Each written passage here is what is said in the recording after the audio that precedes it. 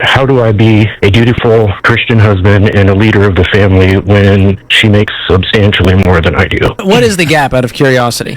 So I've always done well for myself, or at least thought I did until I met her. I make about 220. Loser. I know, Oh, you're just like it's- phoning it in, dude. I know I need to work on tripling that at least, but no, she's somewhere in the 3.5 to 4 million a year. What? What does she do? They own an insurance company and a myriad of other. Always tell her business empire. It's a lot of things, but it's all related around insurance. Wow, I know that this sounds crazy and absurd, but when you take a closer look at how a lot of men think, you realize that this is the kind of mindset that patriarchy conditions men into, whether it be through culture, whether it is through religion, or whether it's through, social conditioning in general. Now, why would a man feel threatened in his role as a dutiful Christian husband just because his wife earns more than he does? So this is the problem with men seeing themselves as providers and protectors. So when a wife makes more money and has money as a defense, not even only for herself, but as for the family, it becomes a problem.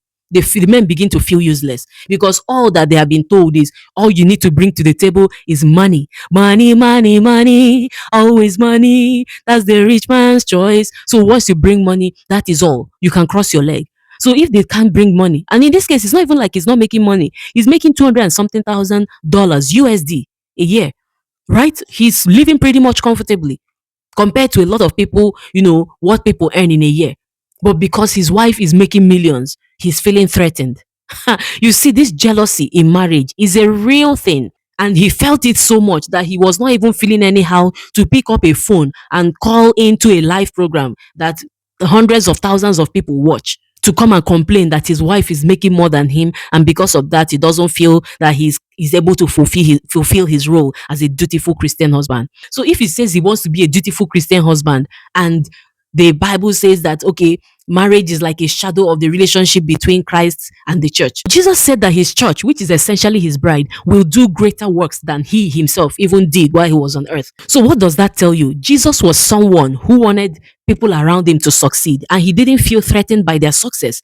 So if you want to claim that you are a leader or you are the head, right, then you shouldn't feel threatened. Your greatest joy should be to see people that you are working with thriving. For example, teachers that are in school, when the children that they're teaching grow up and become presidents and become great men, they'll be like, wow, I taught him, he was my boy, or or she was my girl.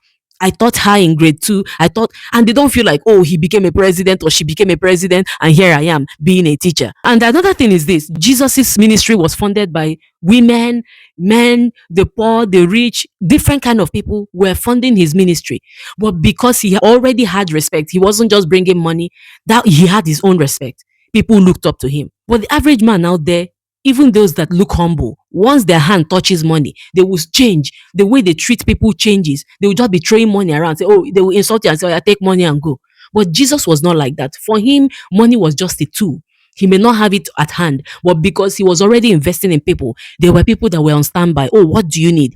Go and let's use this and do this and do that. And that's what it should be. But unfortunately, for many so-called Christian men, the title husband requires them to always do better than their wives in life so that she can be subservient to him and be at his mercy and his beck and call. And this is what they actually mean by being a leader.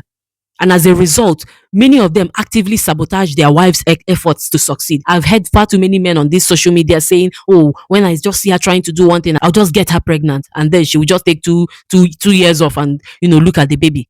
And stuff of that nature. Some men will even tell their wives to reject promotions at work because they say, oh, it's going to take more of your time away from the family. But on the flip side, if they themselves get a promotion that will require them to take more time away from the family, they don't even need to discuss it with their wives. The average man will not discuss it with his wife. And even if he discusses it, it's more like, well, I'm just telling you, I'm not here to seek for your permission. And the way he said, oh, I call it her business empire, you can just smell the jealousy just oozing out. It's so scary because as a woman, I would think that if I'm in a relationship, the person that I am in a relationship with should be the person that is rooting for me the most, hoping that I do best, getting excited. Oh, wow. Now you have, you hit a new jackpot. You did. Oh, wow. How can we do? How can I come in? Do we need to hire somebody to do more of the cleaning and cooking? That's what I would expect.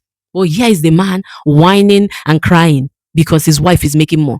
And I would dare to say that he would probably have known the range of money she was making before they got married. And even if she wasn't making that range yet, but she's about to pursue a certain career, he would know that there is likelihood that in this particular field, the ability to make money can be unlimited if you do it the right way.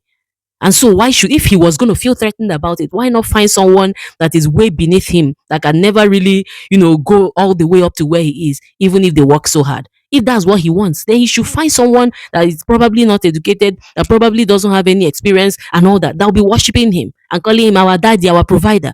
But no, many men love to go and find someone that is above them, and then they'll come and pull her down. But this woman seems to be somebody that knows what she wants and she's going for it.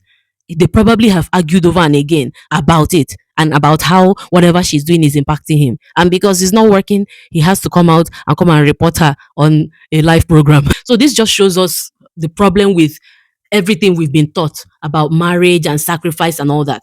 Women have been groomed to pray for their husband's successes, while men are not taught the same. Women are bogged down with dream crushing loads of household chores and expectations. And yet, when we push through against all odds and begin to start shining, the men who have been getting all this support all this while tend to start crashing out. So, my dear ladies, don't presume that your bedfellow will be your greatest supporter.